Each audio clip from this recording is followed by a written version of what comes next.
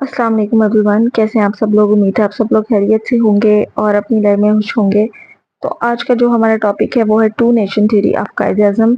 और ये पाकिस्तान स्टडीज़ का जो टॉपिक है पाकिस्तान स्टडीज़ के स्टूडेंट्स के लिए है।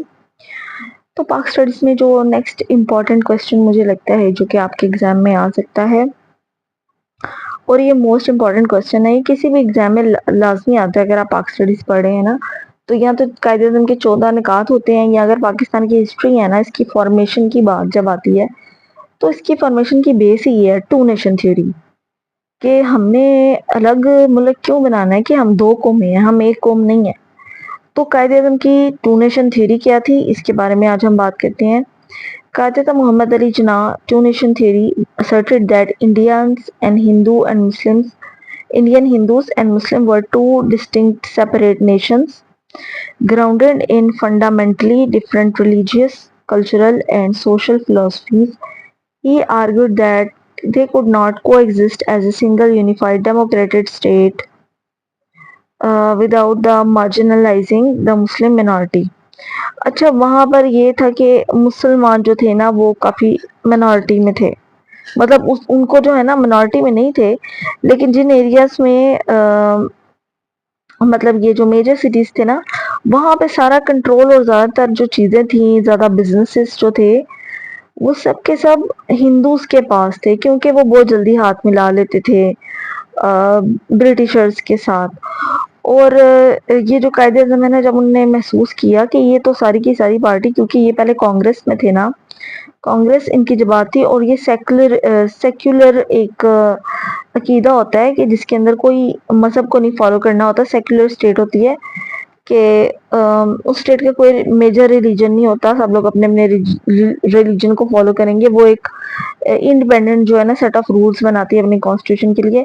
तो कायदे हम उसके हक में थे कि मतलब मज़हब को पीछे छोड़ के एक हम अच्छी सी यूनिफॉर्म एक सोसाइटी बनाए, जैसे अमेरिका ने आजकल बनाई हुई है। तो इस तरह के उनके माइंड में थे, क्योंकि ये पढ़ के ही बाहर से आए हुए थे, बाहर से ही पढ़ के आए हुए थे, बारह ला करके आए हुए थे। तो उनके माइंड में मतलब इस तरह से था। उन्होंने तो कभी इस तरह जब यहाँ आकर देखा ना उन्होंने पाकिस्तान में, तो आपको पता है कि जितने भी लोग जो बाहर जाते हैं ना, वही देख पाते हैं कि नीचे क्या हो रहा है, यानी कि उनकी कंट्री में क्या हो रहा है।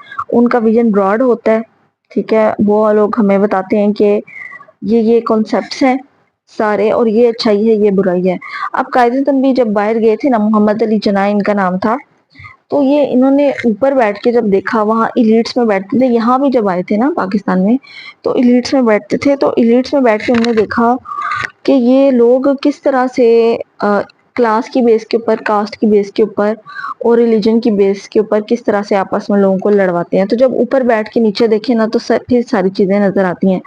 फिर उन्होंने सबसे पहले जो है वो वन नेशन के ये हामी थे। उनको पहले लगा कि हमें ये ब्रिटिशर से जो है वो आज़ादी चाहिए, हमें बहुत ज़्यादा एक्सप्लॉइट करते हैं। लेकिन फिर उनको जब एहसास हुआ कि कांग्रेस के अंदर वो अपनी फुल एनर्जी दे रहे थे, कांग्रेस जो है उन्होंने इनकी फुल एनर्जीज को इस्तेमाल करते हुए जो है ना अपने मुफाइद दुरुस्त किए सारे। फिर जब उनको लगा ना कि भाई नहीं, ये कांग्रेस सिर्फ हिंदुओं की जमात है, इन्होंने सिर्फ हिंदुओं के बारे में सोचना, मुझे अपनी जो है ना वो अलग जमात बनानी पड़ेगी जो मुसलमानों के लिए सोचती हो। तो फिर ये मुस्लिम लीग की तरफ हो गए थे। तो मुस्लिम लीग ज्वाइन करने के बाद इन्होंने ये फिलॉसफी दी थी कि हम टू नेशंस हैं, हम लोग इकट्ठे एग्जिस्ट नहीं कर सकते, we can not coexist as a single unified democratic state. हमें जो है ना सिर्फ ब्रिटिश राज से आज़ाद किया जाए, हमें जो है ना टू इंडिपेंडेंट स्टेट्स बना दी जाएं। तो इसके लिए उन्होंने काम दिया था लॉर्ड माउंटबेटन को। ये जब टू नेशन थ्योरी और वो सारा काम हुआ था, लॉर्ड माउंटबेटन को भेजा था, तो इसने हमारी ये तफरीक की हुई है। अच्छा, अब नेक्स्ट पैराग्राफ में देखें कि Jinnah transform from staunchest advocate of Hindu Muslim unity, ये तो आपको पता ही है ना कि वो एडवोकेट थे। तो हिंदू मुस्लिम यूनिटी के पहले वो हामिल थे। Once held as the ambassador of Hindu Muslim unity, उनको बुलाया ये जाता था कि हिंदू मुस्लिम इत्तेहाद के वो हामी थे। तो फिर वो he became the primary architect of Pakistan's independence. This ideological shift was shaped by several concrete historical realities. अच्छा, अब आप ये देखें कि जब उनको ये नजरिया बिल्कुल क्लियर हो गया था ना, 1940 में उन्होंने जो है ये ज्वाइन किया था मुस्लिम लीग, और उसके 7 साल के बाद 1947 में ये आज़ाद हो गया था बिल्कुल। यानी कि इतनी जल्दी उन्होंने जो है वो पाकिस्तान के इंडिपेंडेंस हासिल कर ली थी। तो सबसे पहले जो इसके फीचर्स देख लेते हैं, इनकम्पैटिबिलिटी ऑफ सिविलाइजेशंस के हमारा जो है ना मुल्क अलग क्यों बना था, ये टू नेशन थ्योरी उन्होंने क्यों दी थी, इसकी वजूहात क्या थी। एक तो आपको पता है कि बहुत बड़ा मसाकर वहां पे हुआ था दिल्ली में, और जिस भी शहर में जाते जगह जगह दंगे फसाद हो रहे थे, तो ज्यादातर पिसते कौन थे वहां पे, मुसलमान। ठीक है, उन्होंने जब देखा कि यहाँ पे मुसलमानों की कत्लो गारत हो रही है, तो उन्होंने कहा ये दोनों कौमें नहीं इकट्ठी रह सकती। फिर सबसे पहले जो है इसके अंदर इनकम्पैटिबिलिटी ऑफ सिविलाइजेशंस का उन्होंने रखा था पॉइंट के in 1940 the article for the time and Time magazine the various speeches जनाब famously highlighted the unbridgeable gulf between the two groups. He noted that Hindus and Muslims had different epics, heroes, calendars, their philosophies, social customs, and concepts of life were entirely distinct. हाँ, उन्होंने कहा था कि हमारे Islamic calendar जैसे हमारा होता है, हमारा अलग है, उनका अलग है। उनके कैलेंडर्स में तो कुछ कलेश भी होता है एंड ऑल दैट। फिर उनके हीरोज भी अलग है, हमारे जो है वो हीरोज अलग हैं, इस्लामिक हीरोज जो हैं। तो इस तरह उन्होंने कहा था कि हमारे टू डिफरेंट सिविलाइजेशन है, तो हमने इकट्ठे नहीं रहना। फिर उन्होंने सबसे पहले कहा था कि rejection of majority rule. Congress ने असल में ये मुद्दा रखा था कि जिसके मेजोरिटी जिसके अंदर जो जो ज्यादा मेजोरिटी में लोग होंगे ना, उनका रूल होगा। तो जिन्ना ने कहा था नहीं जी। Jinnah rejected the Indian National Congress assertion that India was a single nation.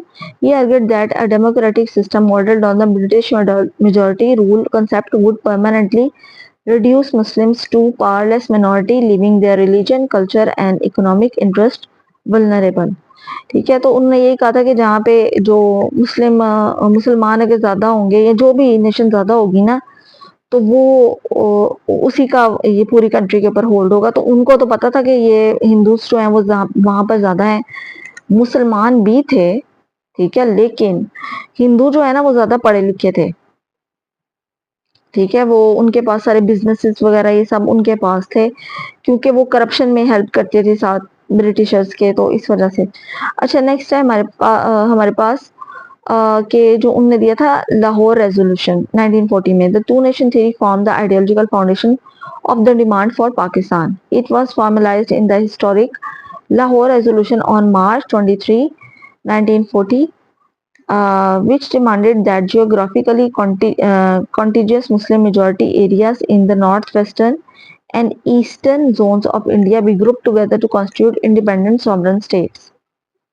अच्छा, लाहौर रेजोल्यूशन इन्होंने जो है ना वो मार्च में पेश किया था, 23 मार्च 1940 को जो रेजोल्यूशन हुई थी हमारी।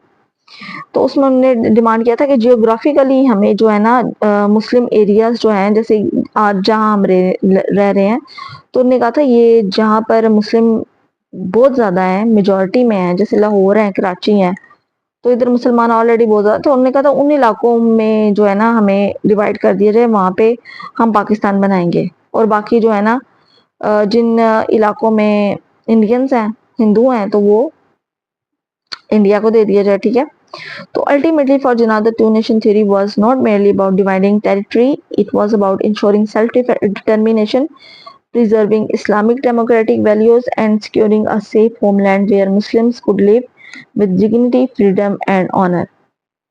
ठीक है, तो ये थी वजह हमारी बनी टू नेशन थ्योरी हमारे आज़ाद मुल्क की, और इसी की वजह से हमारा इंडिपेंडेंस जो है वो हमने लिया था। तो आई होप कि आपको समझ आ गया होगा। अगर आपका कोई क्वेश्चन है तो आप कमेंट सेक्शन में मेंशन कर सकते हैं, मुझसे पूछ सकते हैं। और stay tune for more video lectures. Thank you very much.